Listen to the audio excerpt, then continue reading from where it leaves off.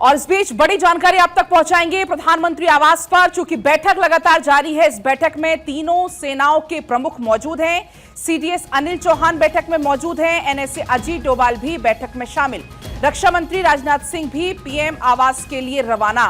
तो ये जानकारी है प्रधानमंत्री आवास पर, जो कि बड़ी बैठक चल रही है।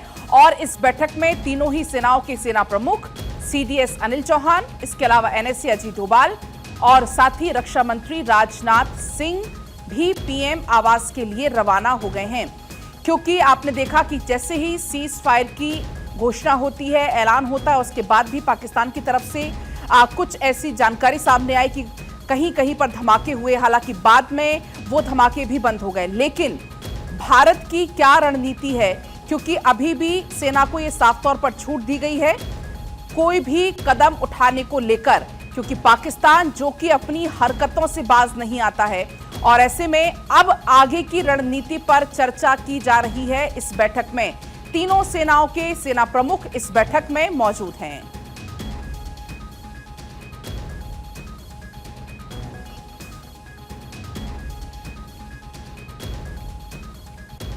तो फिलहाल ये बड़ी बैठक चल रही है। इस बैठक के बाद क्या कुछ छनकर बाहर आता है, इस बैठक में क्या निर्णय लिए जाते हैं, क्योंकि रक्षा मंत्रालय की तरफ से एक प्रेस कॉन्फ्रेंस भी होनी है, वो भी थोड़ी देर में प्रेस कॉन्फ्रेंस होगी।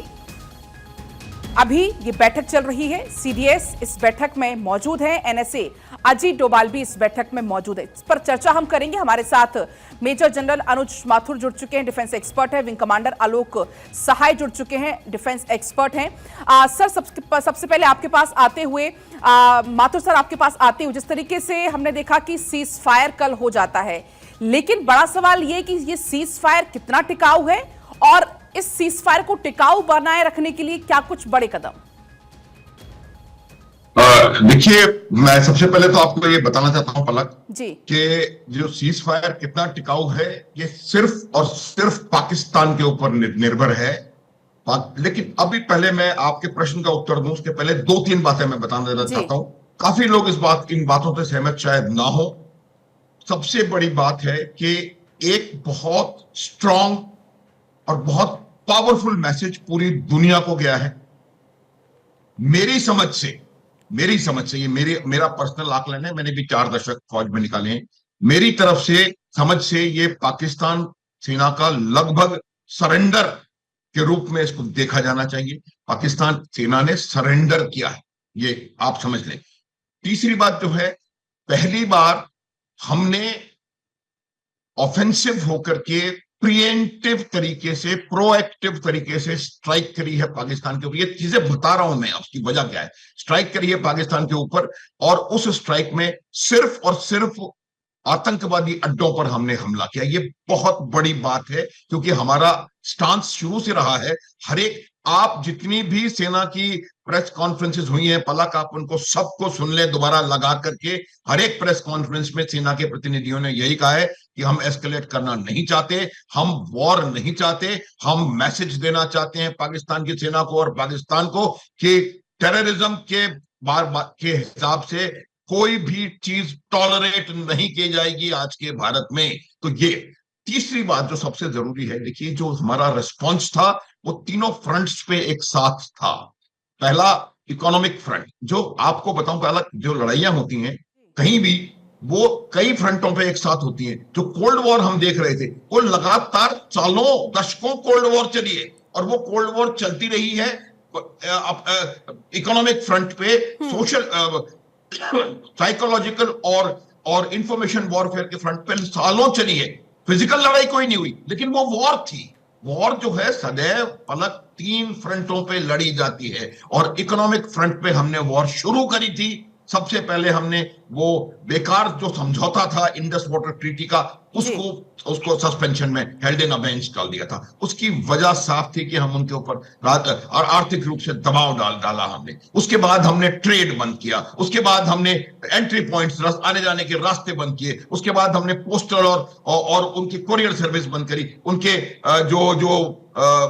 मीडिया प्लेटफॉर्म से उनको बैन किया। चारों तरफ से घेरकर जी एक मिनट, मैं खत्म नहीं, प्लीज अलाउ मी पाला। फिर उसके बाद हमने उनके बंदरगाह, पूरा इफेक्ट उनके ऊपर पड़ा इकोनॉमिकली। दूसरी बात, हमने उनको साइकोलॉजिकली उनको बता दिया कि हम जो करना चाहते हैं वो हो रहा है, और वही हुआ। और फिर हमने फाइनली जो काइनेटिक ऑप्शन है, जो कि ग्रेजुएटेड रिस्पॉन्स की लैडर में ऊपर आता है, उसको एक्सरसाइज किया, लेकिन इस बात का यकीन करते हुए कि वो लड़ाई के तौर पे नहीं, हमारा आतंक पे हमला था। उसके बाद जब पाकिस्तान ने उसका रिस्पॉन्स दिया, तो उसका मुंहतोड़ जवाब हमने दिया, उनके एयरपोर्ट्स को, एडी सिस्टम को खत्म करके। फिर उन्होंने दोबारा ट्राई किया, फिर हमने उनके एयरफील्ड्स तो को हर बार सर अनयूजेबल मुंहतोड़ बना जवाब भारत ने दिया, चारों तरफ से घेर कर, कमर तोड़कर पाकिस्तान को जवाब दिया गया। आलोक सर आपके पास आते हुए वन मोर लाइन, सर अभी आपके सिंदूर हैज बीन अ सक्सेस, बस ये बताना चाहता हूं। जी आलोक सर आपके पास आते हुए, जिस तरीके से अभी हम चर्चा भी कर रहे थे कि चारों तरफ से घेर कर पाकिस्तान की कमर तोड़ी, वजह यही रही। खासकर अगर हम बात करें पिछले 3 दिन की, तो 3 दिन में भारत की तरफ से ऐसी कार्रवाई की गई कि पाकिस्तान के पांव उखड़ गए और घुटने टेकने पर मजबूर हो गया पाकिस्तान। जी पलक जी, मैं बताना चाहता हूं कि पाकिस्तान को यह पता चला है कि इंडियन जो इंटेंट है वो बहुत ही डिफरेंट है। वो इधर उधर स्ट्राइक करना, रिहायशी इलाकों में स्ट्राइक करना, ये हमारा इंटेंट नहीं है। हमारा इंटेंट हमने दिखला दिया इस 6-7 दिनों के झड़प में कि हम पिन पॉइंटेड स्ट्राइक आपके यहाँ कर सकते हैं। एक बहुत बड़ी बात हुई है जो आम जनता को शायद मालूम न हो, और खबरें अब थोड़ी देर बाद छन छन के आएंगी। ये एक ही दिन पहले जो हमने स्ट्राइक किया था सरगोदा पे, सरगोदा से मात्र 8 किलोमीटर की दूरी पर, सरगोदा हवाई अड्डे से 8 किलोमीटर की दूरी पर उनका किराना हिल्स है। किराना हिल्स वो जगह है जहां पर पाकिस्तान के न्यूक्लियर एस्टेब्लिशमेंट्स हैं, न्यूक्लियर वारहेड्स रखे हुए हैं वहां छुपा करके, और ये वहां टेस्टिंग भी इनकी होती रही है। पास्ट में इनकी टेस्टिंग भी होती रही है। तो वहां पर, और आपने सुना होगा कि उसी समय के आसपास में नॉर्थ वेस्ट पाकिस्तान में अर्थक्वेक भी आया था, जिसकी इंटेंसिटी कम थी, 4 कुछ के आसपास उसका अर्थक्वेक था। तो ये काफी ज्यादा एक दूसरी तरफ इशारा कर रहा है कि पर्दे के पीछे बहुत कुछ हुआ है, और जिसको आम लोग अभी जान नहीं पाएंगे। अमेरिका क्यों इतना अलार्म्ड हो गया, क्यों तत्कालीन तरीके से बीच में मध्यस्थता की गई, और किन शर्तों पे पाकिस्तान माना, और भारत ने कैसे सुदृढ़ता के साथ अपनी शर्तें रख दी हैं। और अब जो है ये जो एक बदला हुआ रूप है, जैसा हमारा पिछले पैनलिस्ट सर ने बोला, जनरल सर ने, कि ये बहुत बड़ी जीत है हमारी। हमने जो खास करके डॉक्ट्रिन बदला है कि अब कोई भी आतंकवादी आक्रमण भारत के ऊपर अटैक माना जाएगा। ये बहुत बड़ा एक पॉलिसी शिफ्ट है, और ये पॉलिसी शिफ्ट हमारे भविष्य को निर्धारित करेगा, पाकिस्तान को मजबूर करेगा सोचने के लिए कि अब वो क्या करे। क्योंकि देखिए मैं समझता हूं कि पाकिस्तानी बड़ा टारगेट था, जिसका बड़ा नतीजा सामने आया। सर लौटूंगी आपके पास। इसी बीच हमारे साथ संजीव श्रीवास्तव जी जुड़ चुके हैं, फॉरेन एक्सपर्ट है। सर आपसे समझते हुए इस पूरे सिनेरियो में आप अमेरिका के रोल को कैसे देखते हैं? क्योंकि कल जब सीज फायर का ट्वीट डोनाल्ड ट्रंप की तरफ से किया गया, और उसके बाद तमाम ट्वीट्स भी हालांकि सामने आए, लेकिन सबसे पहले आप जानना चाहेंगे अमेरिका को लेकर। देखिए, अमेरिका की इस पूरे भारत पाकिस्तान के जो लेटेस्ट पूरे एपिसोड में, पूरे कॉन्फ्लिक्ट में भूमिका इस डी एस्केलेशन को कराने में बहुत ही महत्वपूर्ण रही है। और अमेरिका ने अपने जो गुड ऑफिसर्स हैं, चाहे वो Marco Rubio secretary of state हो, या वाइस प्रेसिडेंट जेडी वैंस हो, स्वयं राष्ट्रपति डोनाल्ड ट्रंप ने, सभी ने दोनों पक्षों से एक संपर्क को बनाए रखा। और यूनाइटेड स्टेट्स अमेरिका के जो प्रयासों से और उसके असिस्टेंस से दोनों देशों के बीच में आपस में इस डी एस्केलेशन को करने पर और एक सीज फायर को करने पर सहमति बनी है। और इसमें यूनाइटेड स्टेट्स ऑफ अमेरिका का तो रोल है ही, साथ ही साथ कुछ मिडिल ईस्ट रीजन के राष्ट्रों ने भी इसमें अपनी भूमिका निभाई है। सऊदी अरेबिया ने भी बहुत महत्वपूर्ण भूमिका निभाई। और जो इस समझौते को लेकर के अगर किसी पक्ष को समझाने बुझाने की, उसके ऊपर दबाव बनाने की, उसको इस सीज फायर के लिए तैयार कराने की अगर कोई कार्य करना था, तो वो पाकिस्तान के ऊपर ही ऐसा करना था। और क्योंकि जहां तक भारत की बात है, हमने अपने पक्ष को बहुत ही स्पष्ट कर दिया था कि जो हमने 9 स्थानों पर जो कार्रवाई की थी वो आतंकवाद विरोधी कार्रवाई थी। और उसके बाद जो हमारी प्रेस कॉन्फ्रेंसेस हुई, हमने सभी में इस बात को स्पष्ट रूप से कहा कि हमारा एस्केलेशन का कोई इरादा नहीं है। लेकिन जो भी प्रोपेगेंडा फैलाने की पाकिस्तान कोशिश कर रहा था, हर एक प्रोपेगेंडा को भारत ने एक्सपोज किया, अच्छे तरीके से एक्सपोज किया, पूरी दुनिया के सामने लाकर रख दिया। अक्षय चूंकि इसी बीच हमारे साथ जुड़ गए हैं। अक्षय, एक तरफ तो ये बड़ी बैठक चल रही है, तीनों सेना प्रमुख इसमें मौजूद हैं, इसके अलावा एनएसए इसमें मौजूद हैं, और दूसरी तरफ थोड़ी देर के बाद रक्षा मंत्रालय की तरफ से एक प्रेस कॉन्फ्रेंस भी होने वाली है। इन दोनों खबरों को लेकर फटाफट अपडेट दीजिएगा आप।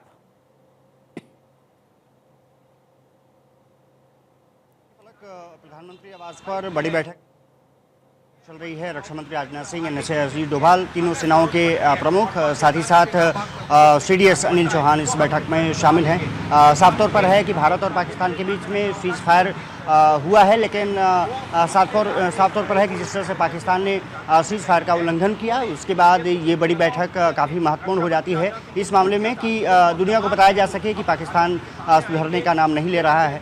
देखना ये होगा कि डिसीजंस क्या लिए जाते हैं, लेकिन महत्वपूर्ण बैठक बुलाई गई है। चर्चाओं का दौर जारी है। साथ ही साथ डीजीएमओ कुछ देर बाद प्रेस कॉन्फ्रेंस करने वाला है। पहले 11 बजे वो प्रेस कॉन्फ्रेंस होनी थी, लेकिन इधर बैठक बुला ली गई है, तो इसका मतलब है कि वो थोड़ी सी प्रेस कॉन्फ्रेंस आगे बढ़ गई है, पोस्टपोन किया गया है। ये माना जा रहा है कि उस बैठक में डीजीएमओ जो प्रेस कॉन्फ्रेंस करेगा वो बताएगा कि कैसे भारत सीज फायर के लिए राज़ी हुआ और क्या क्या शर्तें रही हैं।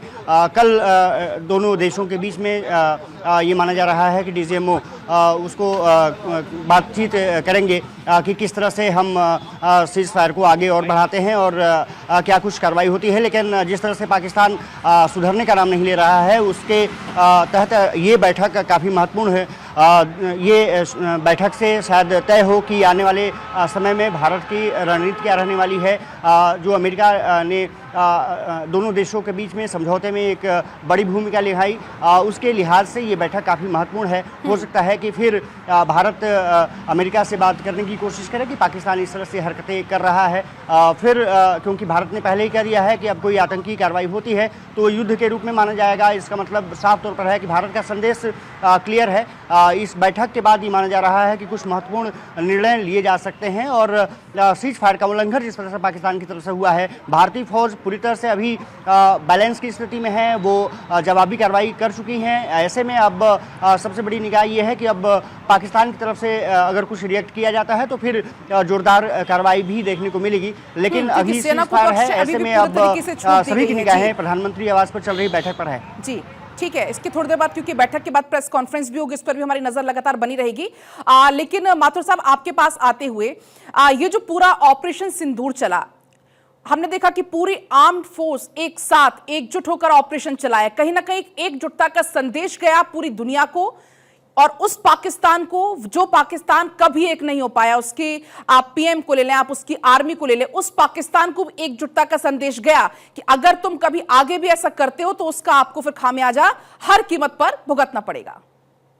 हाँ पलक, बिल्कुल आप ठीक कह रही हैं। देखिए, मैं आपको यही बता रहा था। सबसे पहले तो मैं दोबारा इस बात को रिपीट करूंगा, क्योंकि हमारे लिए, मेरे हिसाब से हमारे लिए एक बहुत गौरव का पल है कि हमने पाकिस्तान को घुटनों पर ला करके रखा है। इसमें कोई संदेह नहीं होना चाहिए। और उनको ऐसी रोग आर्मी, ऐसी आर्मी जो कि अंतर्राष्ट्रीय नियमों की अनुपालना नहीं करती, अपने कमांडरों के हुक्मों की पालना नहीं करती, वो आर्मी आकर के हमारे से बात करने के लिए बाध्य हुई है कि हम वो चाहते हैं सीज फायर। पहली बात। जहां तक आपका जो प्रश्न है, देखिए क्या होता है जब आप अंतर्राष्ट्रीय रिलेशंस में जब बातचीत करते हैं, तो अगर आपको, जो पहले मैं बता रहा था, किसी की जो 2-3 फ्रंट्स हैं उस पर पूरी विजय मिल रही है। अब हम ये देखिए, सीज फायर में और सीज फायर एग्रीमेंट में पलक फर्क होता है। ये सीज फायर हुआ है और सीज फायर से निपटने के लिए हम पूरी तरह से तैयार हैं। ये बिल्कुल कल की प्रेस कॉन्फ्रेंस में भी तीनों अधिकारियों ने साफ तौर पे कम से कम 2-2 बार ये बात कही थी कि दोबारा मत कोशिश करना, हम पूरी तरह से तैयार हैं, हमारा गार्ड डाउन नहीं है। अब दूसरी बात ये होती है कि आप जब सीज फायर एग्रीमेंट होगा उस समय आपको दिखाई देगा कि हमारी शर्तें क्या क्या हैं। क्या इंडस वाटर ट्रीटी अभी भी अबेन सस्पेंडेड रहेगी? इंडस वाटर ट्रीटी में क्या हम तब्दीली करेंगे? उसके अलावा क्या ट्रेड शुरू होगा या ट्रेड बंद रहेगा?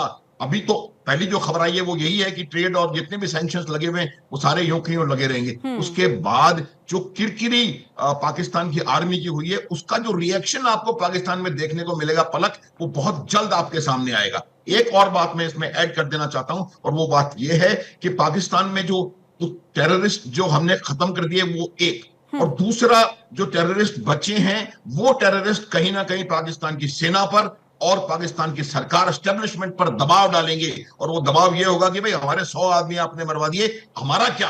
तो ये और एक चीज आपको आने वाले समय में देखने को मिलेगी, और मुझे लगता है वो भी एक प्रकार की विक्ट्री हमारे लिए है कि हमने कहीं ना कहीं टेररिस्ट ऑर्गेनाइजेशंस और पाकिस्तानी आर्मी के बीच में एक बहुत बड़ा रिफ्ट क्रिएट कर दिया है। तो वो ऑल इन ऑल पलक, ये जो कॉपरेशन रहा ये बहुत सक्सेसफुल रहा। और मैं एक आपके पत्रकार को थोड़ी सी एक वो देना चाहता हूं कि हम ये ना कहें कहीं भी कि हमारा जवाब था, ये हमने जवाब नहीं दिया था, ये हमारा रिएक्शन नहीं था, हमने 7 मई को एक्ट किया है, हमने 23 अप्रैल को इकोनॉमिक सैंक्शंस लगा के एक्ट किया है। ये पहली बार ऐसा है कि आपकी सेना ने, आपके एस्टेब्लिशमेंट ने, आपकी सरकार ने प्रोएक्टिव तरीके से जाग करके एक्ट किया है, और हमने जब एक्ट किया उसका रिएक्शन जब आया तो उसको फिर हमने जवाब दिया है। तो हमने ये बात समझ लें कि हमने जवाब नहीं दिया है, ये हमारा एक्शन था।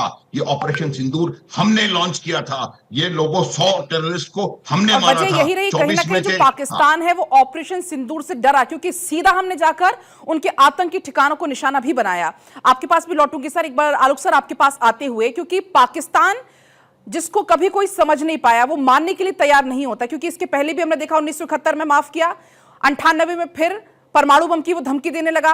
अगर अब हम बात करते हैं ये सीज फायर जो हुआ है, क्योंकि पाकिस्तान वो अपनी हरकतों से कभी बाज नहीं आता। इसके पहले भी आपने देखा होगा लगातार 15 से 16 रात बीत गई थी, लगातार बार बार बॉर्डर्स पर वो सीज फायर कर रहा था, सीज फायर का उल्लंघन वो बार बार कर रहा था।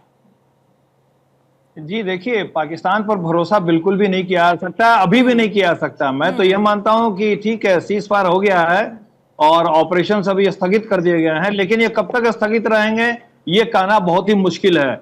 और ये कारण इसका ये है कि आज के तारीख में मैं पाकिस्तानी सेना और पाकिस्तान में जो टेररिस्ट ऑर्गेनाइजेशंस हैं उनमें कोई अंतर नहीं देख रहा हूं।